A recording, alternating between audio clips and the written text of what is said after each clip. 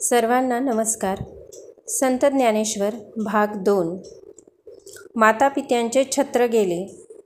विठ्ठलपंत आळंदीच्या ब्रह्मसभेपुढे उभे राहिले. हात जोडून त्यांनी विनंती केली, आम्ही आपली आज्ञा मानली. आम्ही जातीबाहेर गावाबाहेर राहिलो. आम्ही सर्व प्रकारचे कष्ट सहन केले. आम्ही केलेल्या चुकीची शिक्षा आम्ही भोगली व पुढेही भोगू.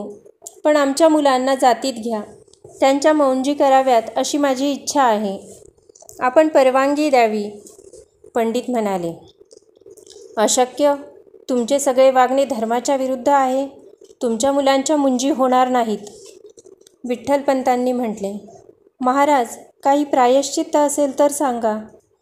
पंडित म्हणाले, संन्यास सोडून गृहस्थ बनणाऱ्याला एक देहांताचेच प्रायश्चित्त आहे.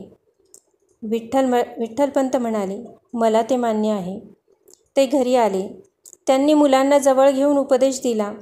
बाळांनो, तुमचा माझा सहवास आता संपला. मला देहांत प्रायश्चित्त घेण्याची ब्रह्मवृंदांची आज्ञा झाली आहे. तिचे पालन मी करणार आहे. आपल्या फायद्याचा असेल तेव्हा धर्माचा उदो करायचा आणि जरा स्वतःला झळ पोचली की धर्माला नावे ठेवायची, हे मला योग्य वाटत नाही. बाळांनो, तुम्ही बुद्धिमान व कर्तृत्ववान आहात. तुम्ही या वयातही खूप तपस्या केली आहे आणि अभ्यास केला आहे. ईश्वर तुम्हाला यश देईल, उदंड कीर्ती देईल. ईश्वराचे गुणगान करा, धर्माचा प्रचार करा. सर्वानुभूती ईश्वर पहा, कुणाचाही मत्सर करू नका. रुक्मिणीबाई म्हणाल्या, बाळांनो, जगातील सर्व स्त्रिया तुमच्या माता आहेत. म्हणून मी अगदी निश्चिंतपणे यांच्याबरोबर जात आहे. राम तिथे सीता, काया तिथे छाया, ईश्वर तिथे माया, शंकर तिथे पार्वती, सूर्य तेथे प्रकाश, चंद्र तेथे चांदणे. त्याप्रमाणे मी माझ्या पतीबरोबर जात आहे. सर्वांना आशीर्वाद. ईश्वराचे तुम्हाला सदा सहाय्य असो. दोघांनीही आपल्या लेकरांना उराशी धरले. दोघांनीही त्यांच्या मस्तकी हात ठेवला. दोघांनीही वास्तुदेवतेला प्रणाम केला. त्यांनी लगेच प्रस्थान केले. त्यांनी एकदासुद्धा मागे वळून पाहिले नाही. त्यांनी आपले देह त्रिवेणी संगमात विसर्जित केले. छळ आणि त्रास. 4 भावंडे जगाच्या दृष्टीने अनाथ झाली, पण त्यांच्या पाठीशी आदिनाथ होते. त्यांची ईश्वरावर श्रद्धा होती. ती रडली नाहीत, ती खचली नाहीत. 12 वर्षांचे निवृत्तीनाथ सगळ्यांना सांभाळू लागले. ते धाकट्या भावंडांना शिकवू लागले. त्यांनी सगळ्यांना नाथपंथाची दीक्षा दिली. सर्वजण योगसाधना आणि ध्यानधारणा करू लागले. त्या झोपडीत सुखाची कारंजी नित्य उडू लागली. काही लोकांना दुसऱ्याचे सुख बघवत नाही. आळंदीतही असे लोक होतेच. आपण यांना वाळीत टाकले, यांचे आईबाप मेले, यांच्याजवळ धन नाही, तरीही हे इतक्या आनंदात कसे? यांना त्रास दिला पाहिजे, असा विचार काही लोक करू लागले. एकदा ज्ञानदेव इंद्रायणीवर आंघोळीला गेले, तेव्हा एकजण म्हणाला, अरे संन्याशाच्या मुला, इथे आंघोळ करू नकोस, दूर जा. ज्ञानदेव तिथून दूर गेले. ते पाण्यात उतरणार तेवढ्यात दुसरा ओरडला, अरे, तुझ्या अंगावरून आलेल्या घाणेरड्या पाण्यात आम्ही स्नान करायचे काय? दूर जा. ज्ञानदेव म्हणाले, महाराज, वाहते जल नेहमी निर्मळ असते. त्यातून पाणी तुमच्याकडे माझ्याकडे येत आहे. तो माणूस रागाने म्हणाला, मला शहाणपणा शिकवतोस? शिकवा रे याला चांगला धडा.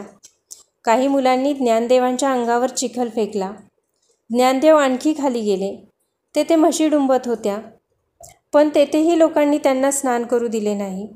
दूर रानात जाऊन त्यांनी स्नान केले. एकदा ज्ञानदेव भिक्षेला निघाले. 5 घरे मागण्याचा त्यांचा नियम होता. त्याप्रमाणे झाल्यावर ते परत फिरू लागले. तोच एका माणसाने हाक मारून म्हटले, तुझ्यासाठी मुद्दाम आणली आहे, ही भिक्षा घेऊन जा. ज्ञानदेवांनी झोळी पुढे केली. त्याने त्या झोळीत वाटीभर माती टाकली. ज्ञानदेवांनी त्याला वाकून नमस्कार केला आणि म्हटले, आपण आज पृथ्वीदानाचे पुण्य लाभो. ज्ञानदेवांना फार दुःख झाले. लोकांचा हीन स्तर पाहून दुःख झाले. ते घरी आले. त्यांनी भिक्षेची झोळी देवासमोर ठेवली. ते आतल्या लहान खोलीत गेले. त्यांनी दार आतून बंद केले. त्यांच्या डोळ्यातून घळाघळा अश्रू वाहू लागले. तेवढ्यात मुक्ताई आली. तिने देवापुढची भिक्षा पाहिली. तिने खोलीत बसलेल्या ज्ञानदेवाला दाराच्या फटीतून पाहिले. ती सगळे काही समजली.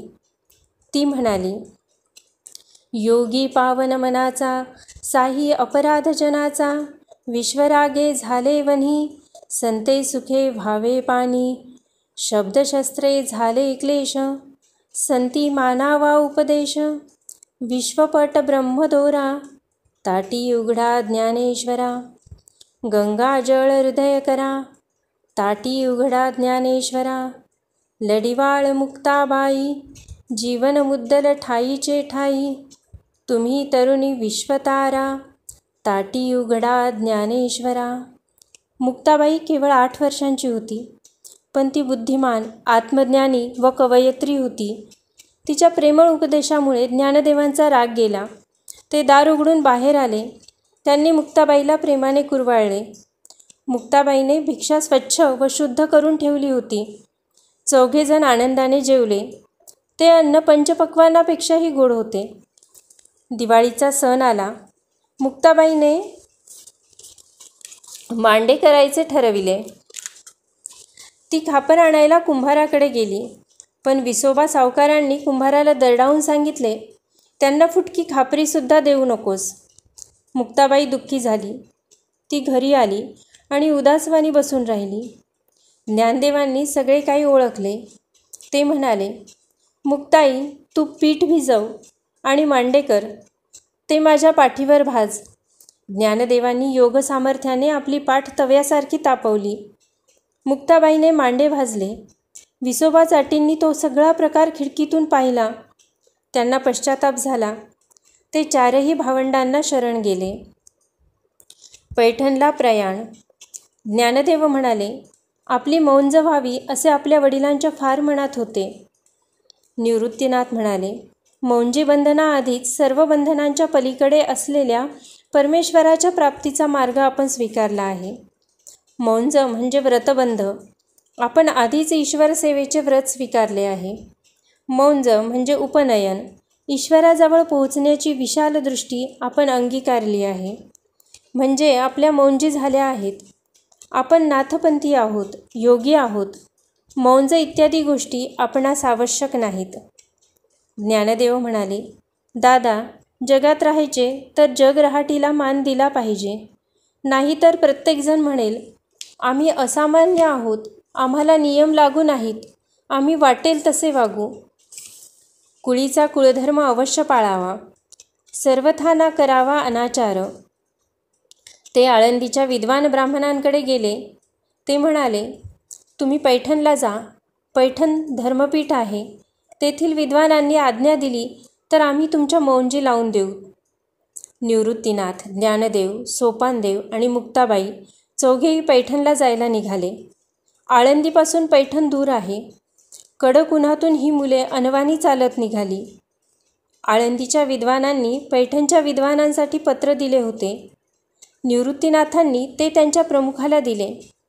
प्रमुख म्हणाले, अरे, तुम्ही संन्याशाची मुले, तुम्हाला धर्मात स्थान नाही, तुमची मौंज होऊ शकणार नाही. ज्ञानदेव म्हणाले, महाराज, धर्म तर सर्वांसाठी आहे. ईश्वर धर्मरूप आहे आणि धर्म ईश्वर स्वरूप आहे. तो कोणालाही दूर लोटत नाही. महाराज, आम्हाला हीन लेखू नका. आमच्यात काही दोष असले तर ते दूर करा आणि आम्हाला शुद्ध करून घ्या. ईश्वर सर्वत्र आहे. आम्ही तुम्हाला ईश्वरच समजतो. ते ऐकून एक विद्वान म्हणाले, बाळा, लहान असून तू फार चांगली तत्त्वचर्चा करतोस. ईश्वर सर्वत्र आहे हे आम्ही मान्य करतो. ईश्वर माझ्यात आहे, तुझ्यात आहे आणि हा समोरून रेडा येत आहे त्यातही आहे. ह्या रेड्याला माझ्यासारखे वेदमंत्र म्हणवता येतील का? ज्ञानदेव म्हणाले, महाराज, ईश्वराची कृपा झाली तर तेही अशक्य नाही.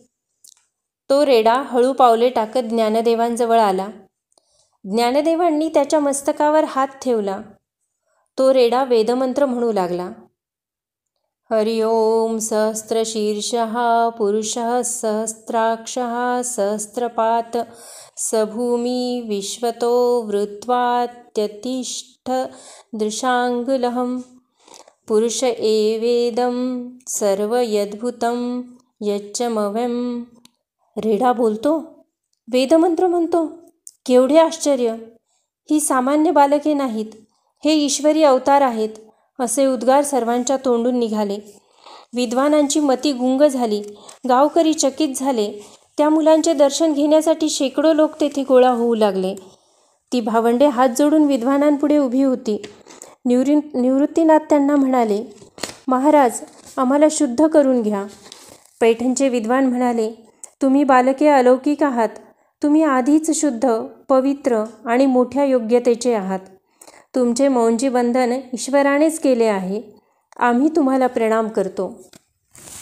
त्यावेळेपासून सगळे पैठण या 4 भावंडाचे भक्तच बनले.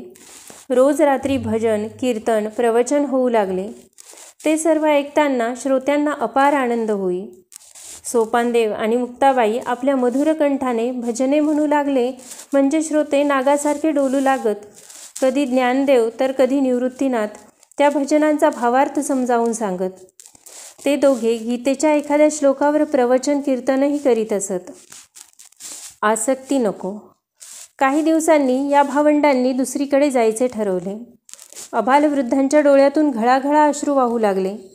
सर्वजण म्हणत होते, जाऊ नका, येथेच राहा. निवृत्तीनाथ त्यांना म्हणाले, ही आसक्ती आहे. तुम्हाला आमची ओढ असणे चांगले नाही. आम्हाला तुमची ओढ असणे चांगले नाही. तुम्हाला व आम्हाला एका परमेश्वराचीच ओढ असली पाहिजे. मग ज्ञानदेवांनी एक भजन म्हटले, आनंदुरे आजी आनंदुरे, सभाय अभ्यंतरी अवघ्या परमानंद रे. नेवासे. त्यांनी पैठण सोडले. ते गावोगावी फिरू लागले.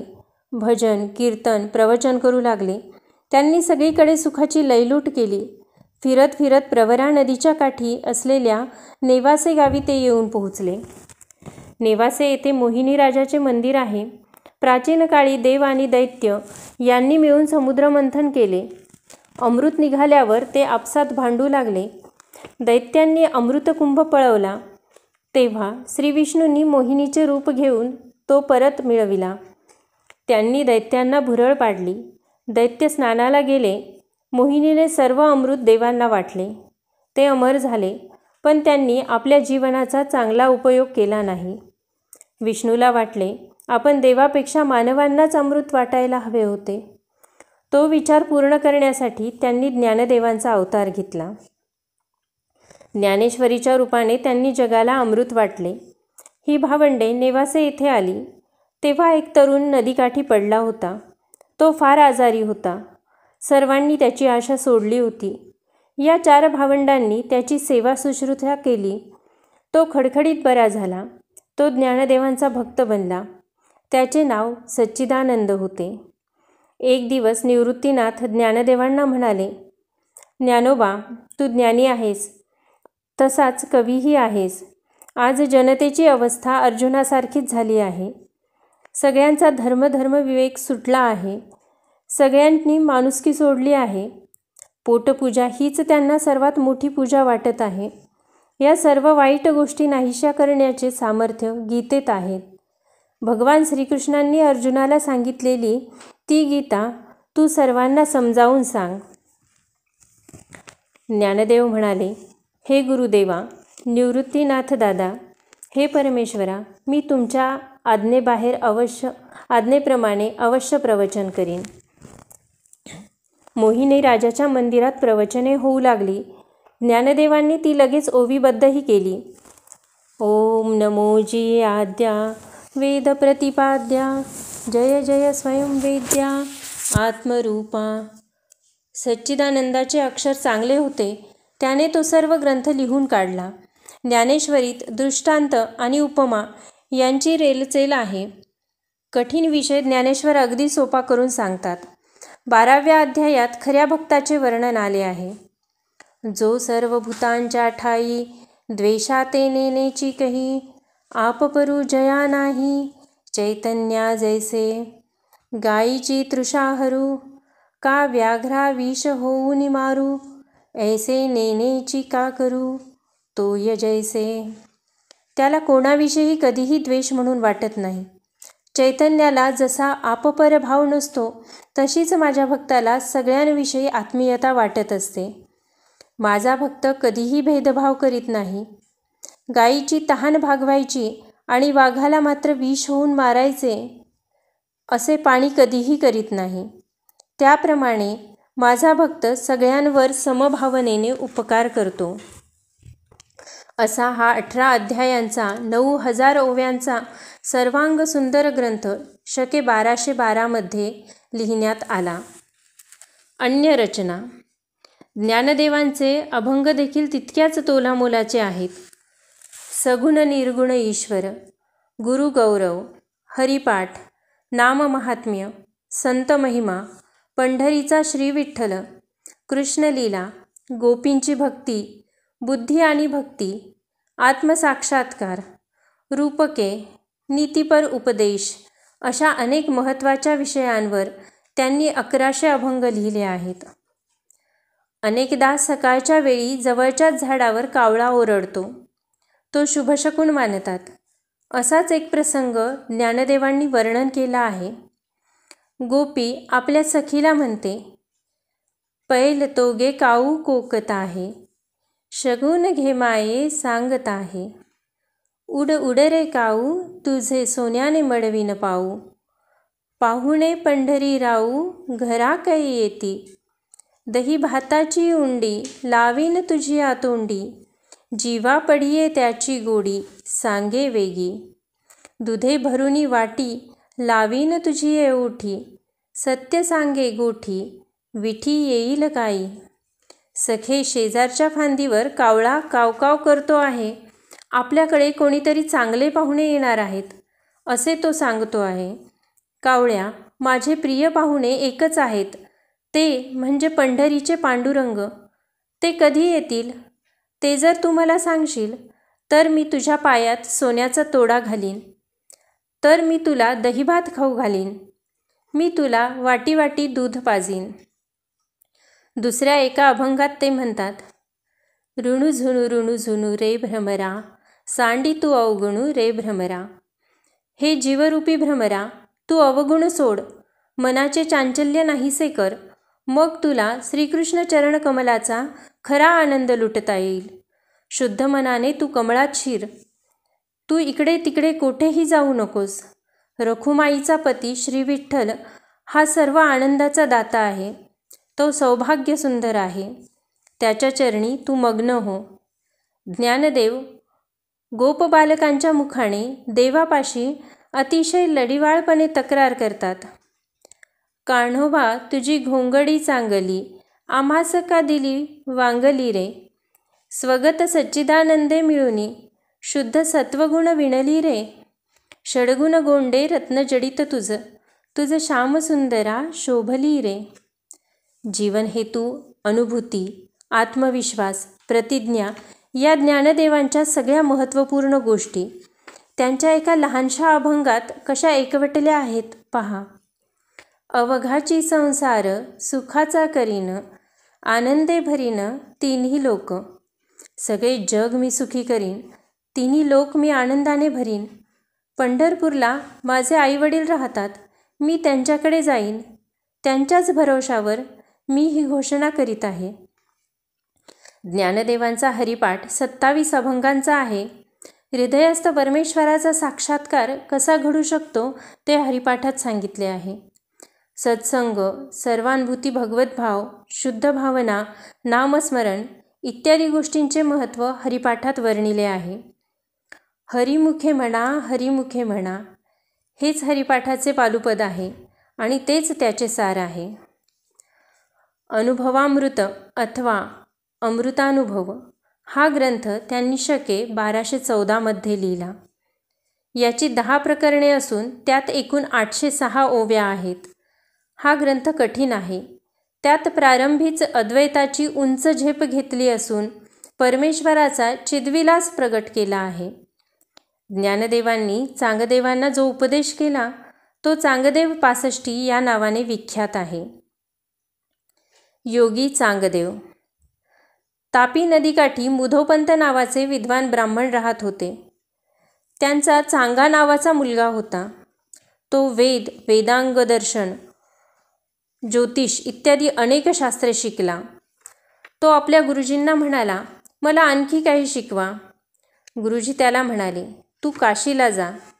तो काशीला गेला. त्याने काशीच्या अनेक पंडितांना वादात हरवले. चांगदेवाजवळ योगविद्या नव्हती. त्याला कळले की हिमालयात वटेश्वर नावाचा योगी राहतो. त्याच्याजवळ कोणीही पोहोचू शकत नाही. तो फार रागीट आहे. चांगाने त्याच्या भेटीस जाण्याचे ठरवले. अनेक संकटे पार करून तो वटेश्वरांच्या गुफेत शिरला. त्याला पाहून वटेश्वर फार रागावले, पण चांगदेवाने शांतपणे त्यांची सेवा केली. शेवटी वटेश्वर चांगदेवावर प्रसन्न झाले. त्यांनी चांगदेवाला योगविद्या शिकवली. सगळे त्यांना मान देऊ लागले. त्यांनी मृत्यूला अनेक वेळा चकवले. ते तापी नदीच्या किनाऱ्यावर राहू लागले. त्यांना कळले की आळंदी येथे ज्ञानेश्वर नावाचा वयाने लहान असलेला मोठा योगी राहतो. त्यांनी ज्ञानेश्वरांना भेटायचे ठरवले. पत्र लिहिण्यासाठी त्यांनी शिष्याला कागद मागितला, पण तीर्थस्वरूप लिहावे की चिरंजीव लिहावे हे त्यांना उमजेना.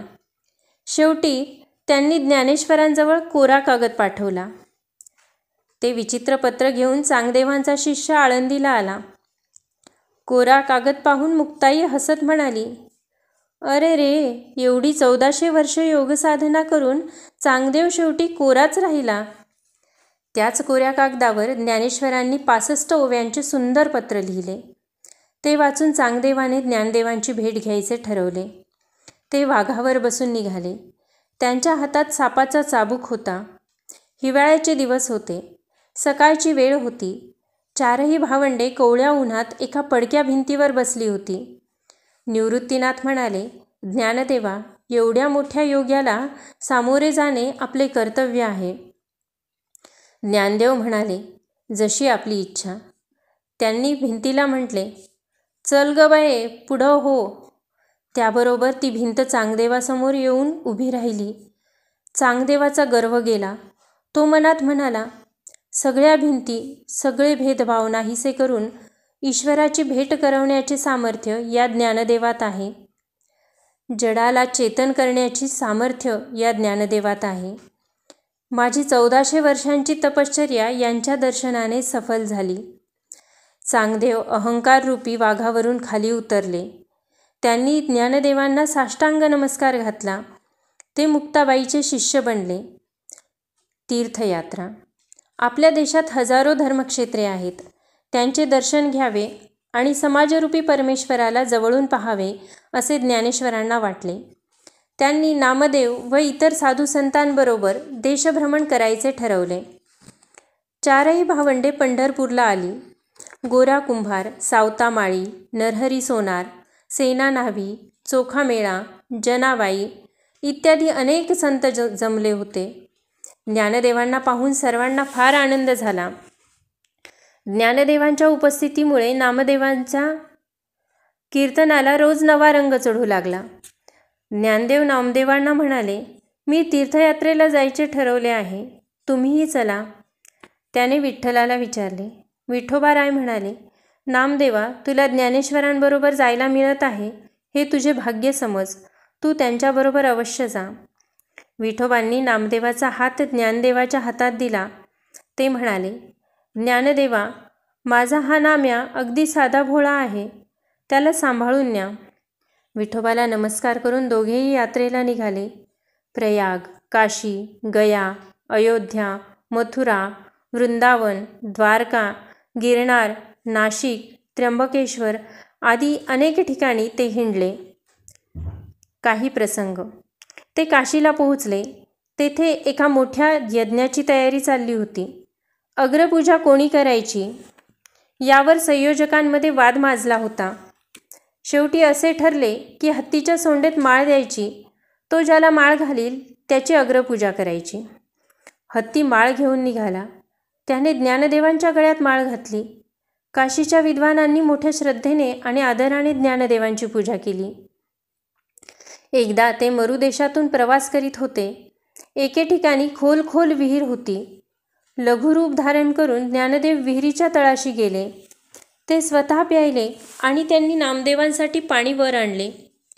नामदेव म्हणाले, माझे या पाण्याने भागेल, पण मग सगळ्यांचे काय? त्यांना कसे पाणी मिळेल? नामदेवांनी नामघोष सुरू केला. हळूहळू विहिरीचे पाणी वर आले. ते सगळ्या लोकांना मिळाले. नामदेव म्हणाले, भक्तिमार्ग सगळ्यांना तृप्त करतो.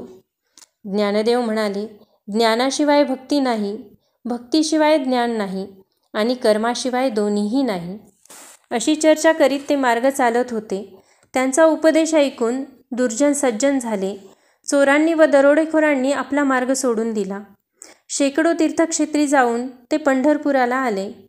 तेथे नामदेवांनी यात्रेचे मावंदे केले. जगावेगळा निश्चय. ज्ञानदेव नामदेवासह आळंदीला जायला निघाले. ज्ञानदेव म्हणाले, नामदेवा, ज्याच्यासाठी ईश्वराने मला येथे पाठवले होते ते मी पूर्ण केले. आता मी माहेरी जाणार. हा देह दुःखमय आहे. देहाचा मोह सुटला की अपार आनंदाचा ठेवा गवसतो. आहा हा, सगळीकडे अपार आनंद भरला आहे. मी निराळा उरलोच नाही. मी सच्चिदानंदांशी एकरूप झालो आहे. आनंदुरे आजी आनंदुरे, सभाय अभ्यंतरी अवघा परमानंदुरे. पूजू गेलो ठेवून या भाव, तव झालो देव स्वतः सिद्ध. नाही आवाहन कैचे विसर्जन, स्वरूपीच लीन ज्ञानदेव. ज्ञानदेवांच्या डोळ्यांतून आनंदाश्रू ओघळत होते. ते आनंदाने नाचत होते.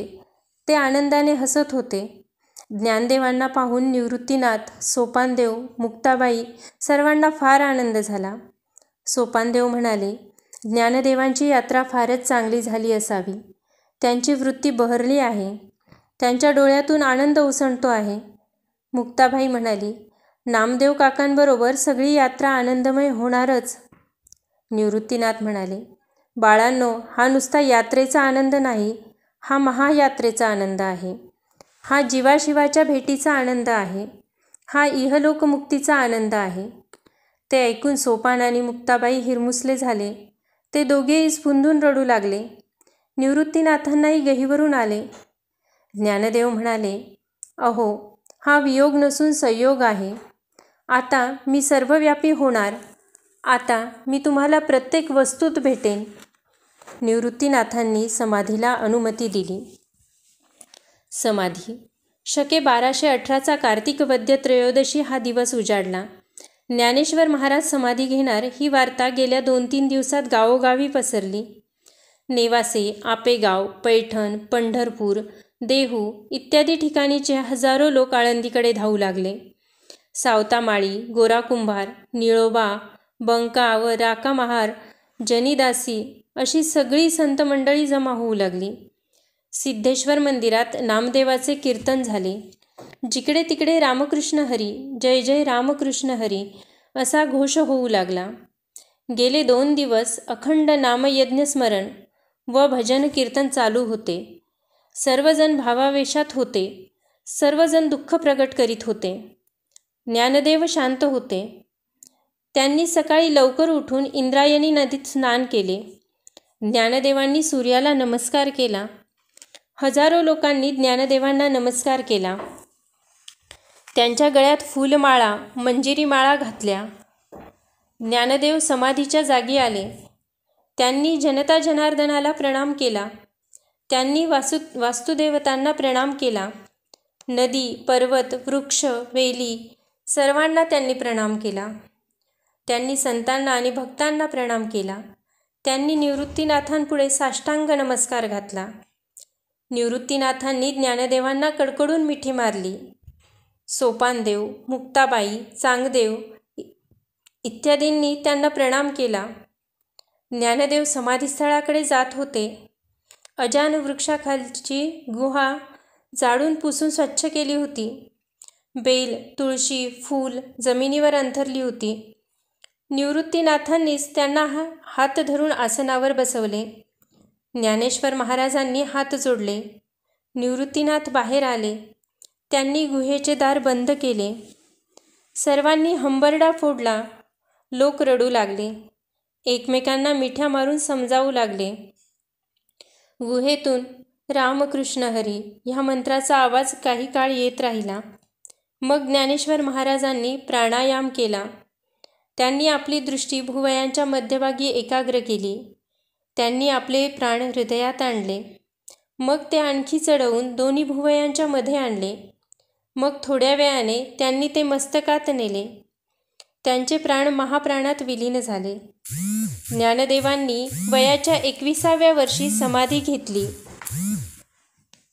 त्यानंतर 2 महिन्यांनी सोपानदेवांनी सासवड येथे समाधी घेतली.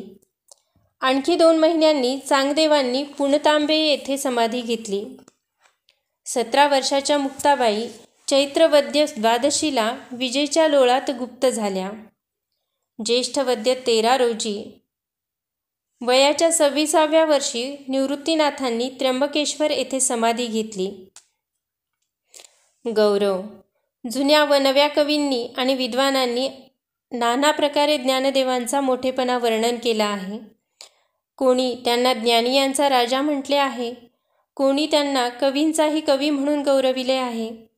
विद्यासागर, योगेश्वर, श्री विष्णूचा अवतार अशा शब्दांनीही अनेकांनी त्यांची स्तुती केली आहे. चोखामेळा म्हणतात, उघडोनी वेदार्थाचा ठेवा, केला तरणोपाय जीवा, ऐसे समर्थ ज्ञानदेव, तया चरणी ठेवा भाव. रामा जनार्दन म्हणतात, आरती ज्ञानराजा, महाकैवल्य तेजा, सेविती साधू संत, मनु वेधला माझा. लोपले ज्ञान जगी, हित नेनती कोणी, अवतार पांडुरंग, नाम ठेवियेले ज्ञानी. प्रगट गुहा बोले, विश्व ब्रह्माची केले, रामा जनार्दनी, पायी मस्तक चिठेले. धन्यवाद.